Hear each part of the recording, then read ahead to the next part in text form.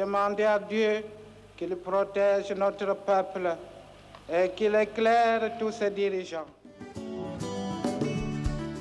La masse qui nous attend demain, cette masse demande autre chose que le bien de vote aujourd'hui. C'est le pain, c'est le progrès. Il faut que nous puissions construire cette nation. Frantz Fanon ne disait-il pas que l'Afrique a la forme d'un revolver dont la gâchette est placée au Zaïre? Car la libération du Zaïre représente la possibilité pour tous les autres pays d'Afrique de pouvoir enfin se développer. Qu'en dépit de complots visant sa déstabilisation et sa balkanisation, la République démocratique du Congo demeure unie dans ses frontières de 1960.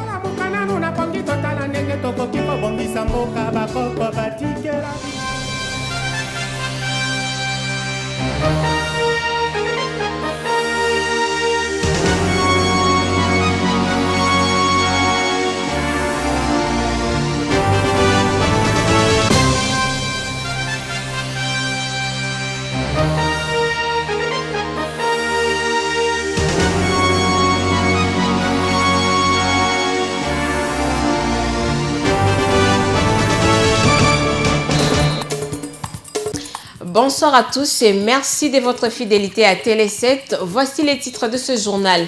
La dépouille mortelle du colonel Mamadou Ndala, tué jeudi à Beni, est arrivée vendredi dans la soirée ici à Kinshasa. L'officier aura visiblement droit à des obsèques nationales dignes de son rang.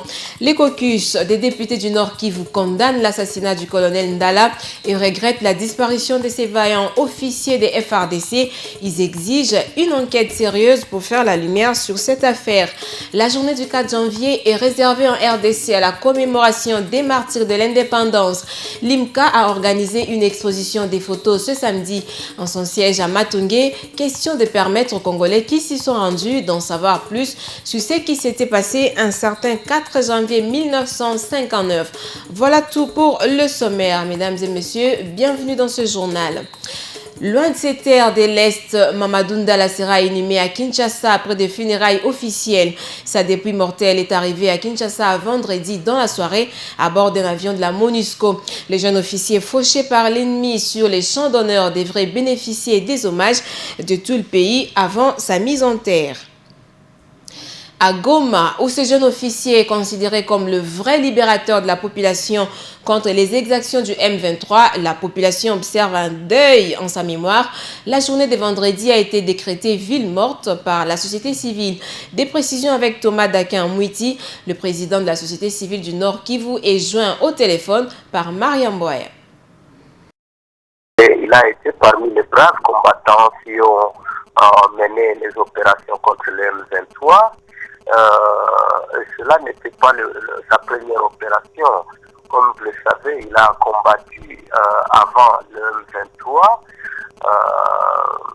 à Kiwanja. Donc, pour le Nord Kivu, l'acte le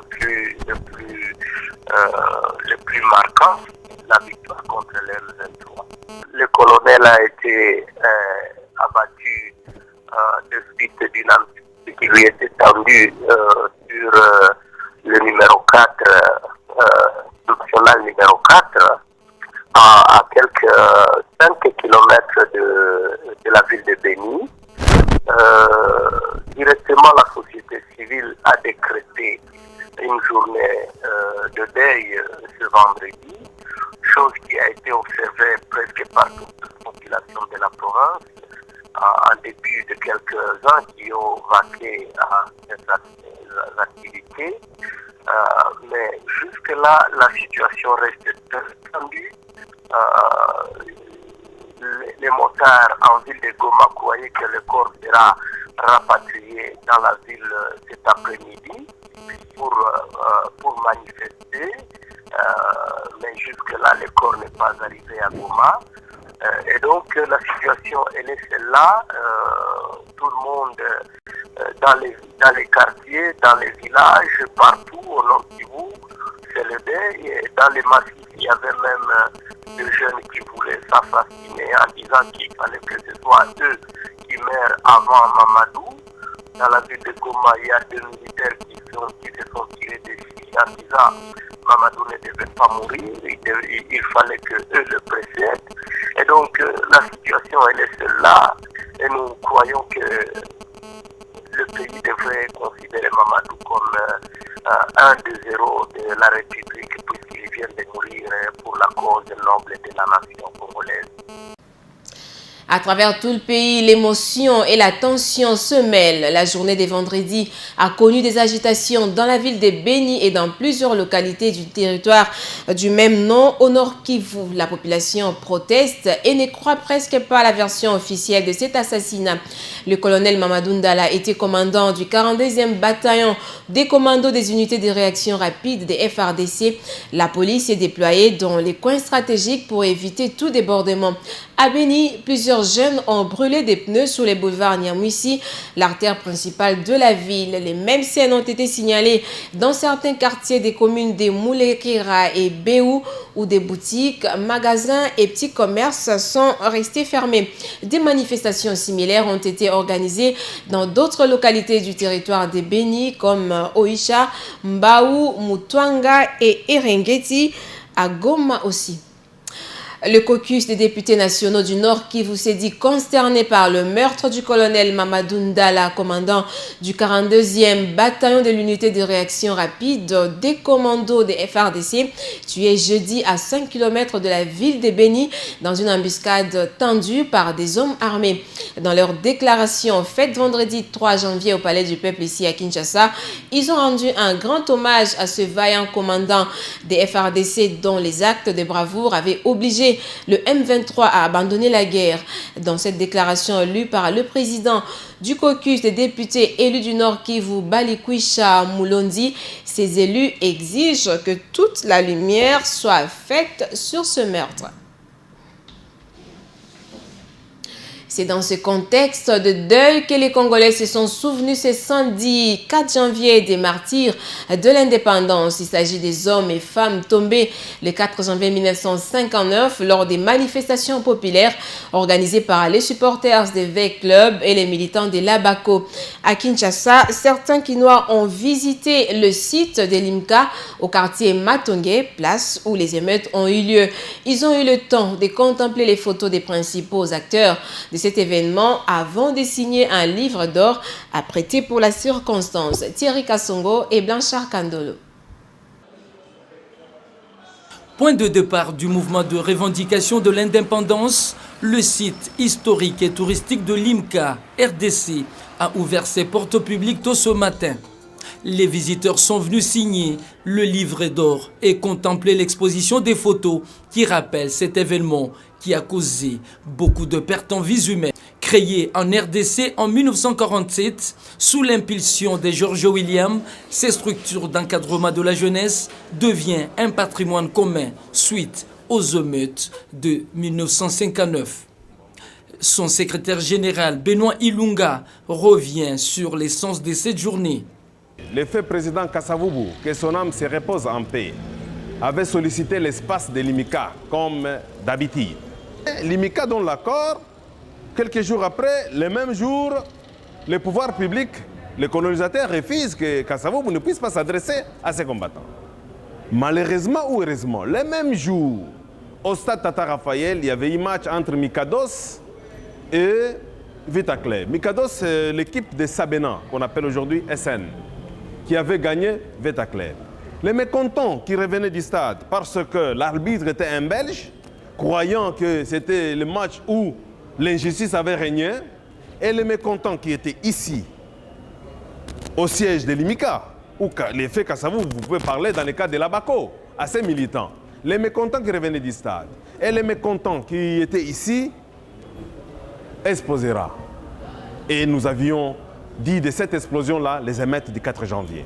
Parmi les photos exposées pour la circonstance, l'on peut apercevoir celle du roi Léopold II, deuxième roi de Belgique, le roi Baudouin, Le premier président de la Première République, Joseph Kasavubu, leader de la BACO, Joseph Désiré Mobutu, président de la Deuxième République, M. Laurent Désiré Kabila, Joseph Kabila, actuel président de la République, et Patrice Emery Lumumba, premier ministre de la Première République du Congo indépendant. Les Congolais sont appelés à s'approprier de ces dates qui a permis au peuple de la RDC d'amorcer les processus de la décolonisation du pays. Des personnes trouvées sur les lieux se souviennent comme si c'était hier. Ils se rappellent en fait de ces escarmouches qui avaient fait beaucoup de victimes côté congolais, mais aussi parmi les expatriés. Ils sont tous au micro de Thierry Kassongo et Blanchard Kandolo. C'est la date de martyre de l'indépendance. Parce que ce jour-là, la BACO qui devrait tenir son meeting de restitution. Mais le premier bourgmestre va lui répondre négativement le samedi 3 janvier pour dire que la manifestation n'était pas autorisée. Un peu avant 13h, Mwanda Vital va voir le président Kasavubu qui lui dit non, il faut que tu ailles disperser les gens. Mwanda Vital arrive ici à 13h, essaye de parler aux militants. Les militants ne croient pas à ce qu'il est en train de dire. Surtout qu'à 14h, il y a l'inspecteur des associations, M. Duvivier, qui était un Belge, qui s'est retrouvé aussi ici sur place et qui va dire aux militants que cette réunion n'était pas interdite. Je crois qu'il avait un peu paniqué. Et donc, il y a eu affluence. On était obligé d'aller chercher le président Kasavubu pour venir calmer la situation. C'est tout simplement les modèles de ceux qui meurent pour la liberté de ce pays ou pour la défense de l'intégrité du territoire. C'est ça la leçon que nous pouvons tirer d'une journée comme celle-ci. La mémoire de ceux qui tombent pour la défense, comme je le disais, de l'intégrité du territoire, comme de la libération du peuple congolais. Qu'est-ce qui s'était passé ce jour-là? Plusieurs versions circulent. Les historiens recoupent chacun selon ses bribes d'informations. Ce qui est sûr est que pour la première fois, les Congolais ont eu l'occasion de manifester publiquement en guise de protestation contre une décision de l'autorité coloniale. Je vous propose ce commentaire de la rédaction avec Thierry Kassongo. La RDC se souvient ce 4 janvier des martyrs de l'indépendance. Il s'agit des victimes de la manifestation populaire contre la colonisation organisée entre autres par les supporters de 20 clubs après une rencontre sportive au stade Tata Raphaël et les militants de la BACO, parti de Joseph Kasavubu qui avait choisi de manifester publiquement leur colère après l'annulation des meetings prévus par cette formation politique. Cette révolte est considérée par plusieurs historiens comme le point de départ des activités qui ont conduit à l'indépendance du pays le 30 juin 1960. Les Congolais commémorent le 55e anniversaire de la mort des jeunes tués près du site historique de Limka à Matongé dans la commune de Kalamou par le régime colonial. Selon le secrétaire général de l'IMCA, Benoît Ilunga, le siège de cette association est aussi appelé Place du 4 janvier parce que les émeutes du 4 janvier 1959 ont eu lieu à proximité. Benoît Ilunga soutient que ce sont ces émeutes qui ont fait que le Congo obtienne son indépendance. En ce moment où le pays tout entier commémore ces tristes événements, plusieurs questions remontent à la surface. Le Congolais d'aujourd'hui a-t-il encore des nerfs solides pour tenir tête à l'oppression? 55 ans après, que reste-t-il du combat de ses compatriotes qui ont pris le risque de s'exposer sous les balles de la force coloniale pour l'intérêt supérieur de la nation? Voilà plusieurs éléments qui devraient conduire à une profonde réflexion sur le sens à donner à cette lutte dont la portée reste d'actualité. Papi Nzombo, caméraman à la chaîne de télévision CCTV Recherche, son frère égaré depuis le 1er janvier 2014. Répondant au nom de Jean Moudioko, cet homme âgé de 50 ans n'est plus revenu à la maison. Toute personne qui les verra est priée de le ramener sur l'avenue Conseil des Villes, numéro 51, quartier Limete-Salongo, dans la commune de Limete. Mariam Boya. Il n'a plus donné de nouvelles depuis le 1er janvier. Alain Moudjoko, 50 ans révolus, n'est plus revenu à la maison familiale située sur l'avenue Conseil de Ville au quartier Limete-Salongo dans la commune de Limete. Inconsolable, sa mère exhorte les personnes de bonne volonté qui l'auraient vu de le ramener soit à CCTV où travaille son frère, soit au toit familial. L'égaré est de surcroît un débile mental. Depuis le 1er janvier, mutu na ye eza penza malamu te. Bon, naza kosenga na batu nyonso oyo baomonela nga mwana oyo ya mobali oyo alataki chemise ya pembe na pantalon ya jean na lipapa ya jaune. Aya kotikela nga ye na avenue Conseil de Ville numéro 51 na terrain ya Salongo.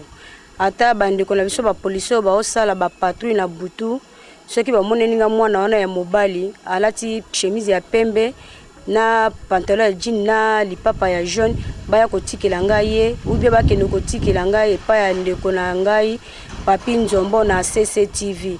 Ceux qui l'ont vu pour la dernière fois disent qu'il portait une chemise blanche, un pantalon jeans et des babouches jaunes. Alain Moudioko totalise 4 jours depuis qu'il a disparu.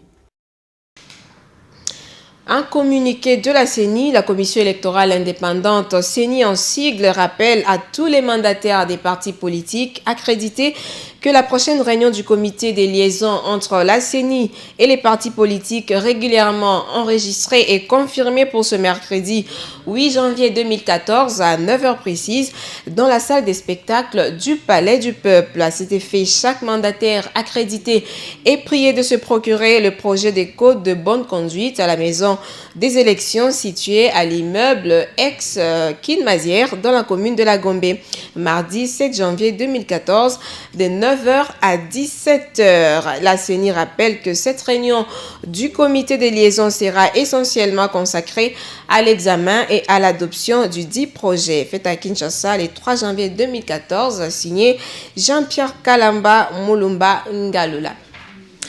En sport, les léopards locaux ont été délogés ce vendredi 3 janvier de leur hôtel à Polokwane en Afrique du Sud, faute de paiement des frais d'hébergement. Selon Théo Binamungu, coordonnateur des équipes nationales de football de la RDC, la délégation congolaise sera obligée de rentrer au pays si le gouvernement n'envoie pas l'argent pour subvenir aux besoins des joueurs. Les léopards doivent participer à partir du 11 janvier prochain au championnat national de football. Je vous propose ce commentaire de Mariam Boya, rendu par Sylvie Ngalula. À 8 jours de la CHAN, les léopards locaux ont été délogés de leur hôtel à Polokwane, en Afrique du Sud, faute de paiement des frais d'hébergement. Théo Binamungu, coordonnateur des équipes nationales de football de la RDC, qui livre cette information, affirme que la délégation congolaise sera obligée de rentrer au pays si les gouvernements n'envoient pas l'argent pour survenir aux besoins des joueurs. Les léopards doivent participer à partir du 11 janvier prochain au championnat national de football. Pour Théo Binamungu, le sélectionneur Mutubile Santos est déjà informé des difficultés auxquelles fait face l'équipe nationale qui, sans implication des autorités, devra regagner le pays dans les jours à venir. Mais selon certaines sources, la sélection nationale est en Afrique du Sud depuis le 29 décembre. Elle va rencontrer le samedi 4 janvier le Mozambique en match amical des préparations. La prise en charge des sélections qualifiées pour la compétition par la CAF va commencer le 8 janvier. Avant cette date, les équipes qui sont arrivées en Afrique du Sud doivent être à mesure d'assurer elles-mêmes leur prise en charge. Il convient de rappeler que la RDC avait remporté la première édition du championnat africain de football en 2009. Et 2 ans après, les léopards avaient quitté la compétition au stade de quart des finales. Cette année, ils doivent participer à la 3e édition de cette compétition réservée aux joueurs évoluant sur le continent. Mais leurs conditions de préparation n'ont pas été de meilleures. Le président de la Fédération congolaise de football, Constant Omari, a d'ailleurs déploré des conditions exécrables dans lesquelles les joueurs ont effectué les déplacements pour l'Afrique du Sud. La FECOFA aurait emprunté 60 000 $ américains auprès des changeurs des monnaies de la capitale pour faire voyager l'équipe. Les joueurs ont quitté le pays sans avoir perçu leur prime. Les deux Zambiens sous contrat avec Mazembe, Stopila Sonzu et Nathan Sinkala sont en route pour le club français des Sochaux. L'information a été livrée vendredi 3 janvier à la presse par le président du club, Moïse Katumbi. Les deux joueurs seront en prêt au club français pour une durée de 6 mois avec option d'achat, selon le président du tout-puissant Mazembe. Les défenseurs Stopila Sonzu et le milieu de terrain Nathan Sinkala se trouvent à Lusaka, en Zambie, d'où ils devraient rejoindre Sochaux lundi 6 janvier prochain. Place à présent à la revue de presse qui porte ce soir la signature de Mariam Boya. Le rapatriement à Kinshasa du corps du colonel Mamadou Ndala et la commémoration ce samedi 4 janvier de la journée des martyrs de l'indépendance sont deux sujets qui sont à la une ce week-end. Jeuneafrique.com note que le corps du colonel Ndala a été rapatrié à Kinshasa vers 20h30, confirme une source aéroportuaire de la mission de l'ONU pour la stabilisation de la République démocratique du Congo, qui ajoute que la dépouille du défunt est arrivé par jet à l'aéroport militaire de Ndjili. Africatime.com, qui relaie la même information, indique que assassiné dans l'est de la République démocratique du Congo par des rebelles ougandais présumés, Mamadou Ndala a été acheminé vendredi soir à Kinshasa et pas à l'est où il est très populaire. La République démocratique du Congo commémore ce samedi 4 janvier la journée des martyrs de l'indépendance, écrit radiocapi.net. Le site indique qu'il s'agit des victimes de la manifestation populaire contre la colonisation organisée par des supporters des V-Club et les militants de l'Abaco, parti de Joseph Kasavubu. L'association chrétienne des jeunes IMCA RDC, l'un des principaux témoins de cet événement, a invité les Kinois à signer un livre d'or en mémoire de ces personnes tuées. Dans un autre registre, radiocapi.net signale qu'à 7 jours du Chan, les léopards locaux ont été délogés de leur hôtel à Polokwane, en Afrique du Sud, pour insolvabilité. Le coordonnateur de l'équipe nationale de football de la RDC, qui livre l'information, menace que la délégation congolaise sera obligée de rentrer au pays si le gouvernement n'envoie pas l'argent pour subvenir aux besoins des joueurs qui doivent participer à partir de ce 11 janvier prochain au championnat de football. Ce sera tout pour cette revue de presse. Doudou Ndombe. Mesdames, Messieurs, ainsi s'achève ce journal. Merci de l'avoir suivi et bonne suite des programmes sur Télé 7, la télé républicaine.